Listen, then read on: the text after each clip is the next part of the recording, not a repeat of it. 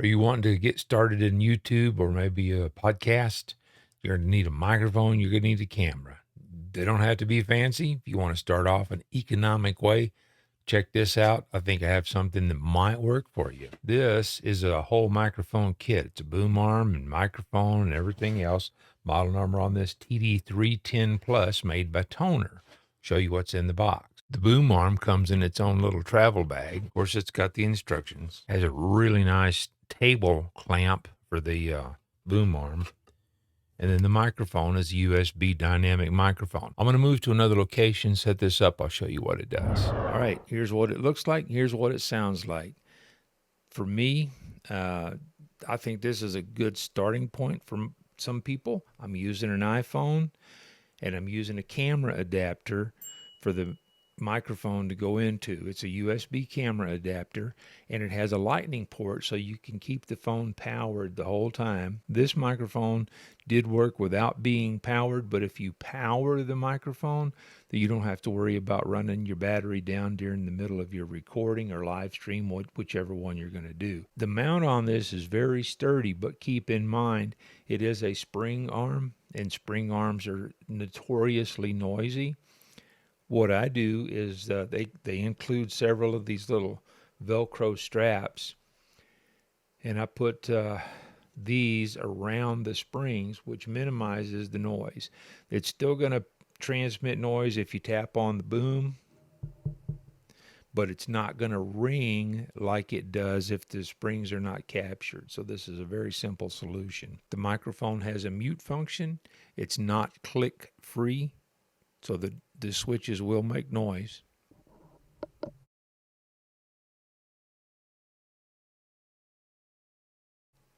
You saw the microphone turned red, so you know it's on mute. You can turn the light off if you find the light distracting. You long hold the power or the microphone button for a period of time. There is an up down, or it's 2 seconds, and then you can toggle through different modes, and there's a dozen or so different modes. I'm not really into the lights too much myself, but they are there if you like them. There's an up down button here to and it's not click free either, so you need to make all these adjustments before you start recording. So I'm going to go down something that you shouldn't do, but I'm going to click this down, and then you can hear the difference.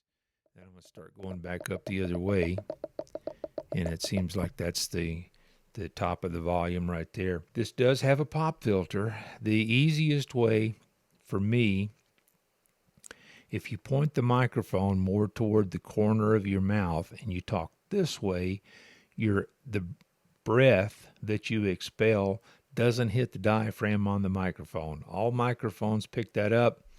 Some of them deal with it better than others because they have internal baffling. That's what this is for. So if you talk directly into the microphone, and your breath will, your B's and your P's, and sorry about that. Now I'm going to put this on there. Now your B's and your P's are not as bad, but it also changes the sound of your audio. So depending on your voice, this may sound better with the foam. It may sound better without the foam. If it sounds better to you without the foam, then you're going to have to really practice your mic technique and not blow into the microphone when you talk. Overall, I'm liking this thing, and I'll show you another advantage to using the camera adapter. So all I'm doing here is showing you an easy way to get started. I'm using an iPhone and a boom mic. So if you want to do some live streaming, if you want to record stuff and put videos on YouTube, this is a reasonably priced option. This was $46.99 at the time I picked it up. I didn't check it today. I'll put a link to it. You can see if that's the current price on it. If you're going to do video, you might want to think about something like this. With the camera adapter that I'm using, I'll show you the camera adapter. I've got another camera set up to show you how I'm doing this. It's actually another iPhone. So I'll show you from the second iPhone what this iPhone looks like, and I'm not going to use the green screen in the second iPhone, so you can see the whole setup of what I'm using, where my boom is attached to the table, and just the whole setup. This will work with the same camera adapter that the mic is using.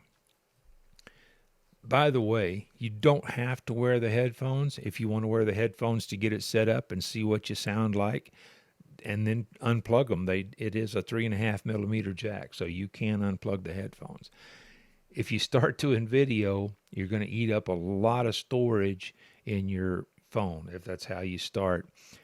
This is a 1 terabyte T7 from Samsung.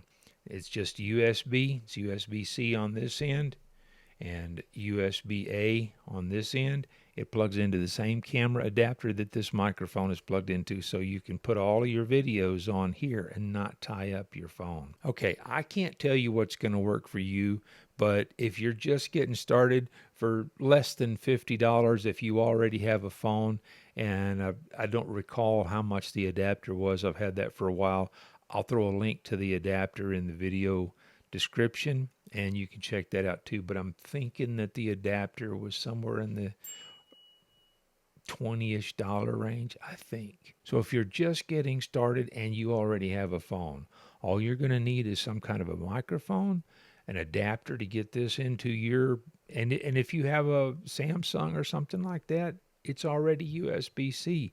You can plug this directly into your phone. You don't need the camera adapter. I like the camera adapter because I can keep the phone charging while I am doing this or while I'm transferring video files. That's personal preference.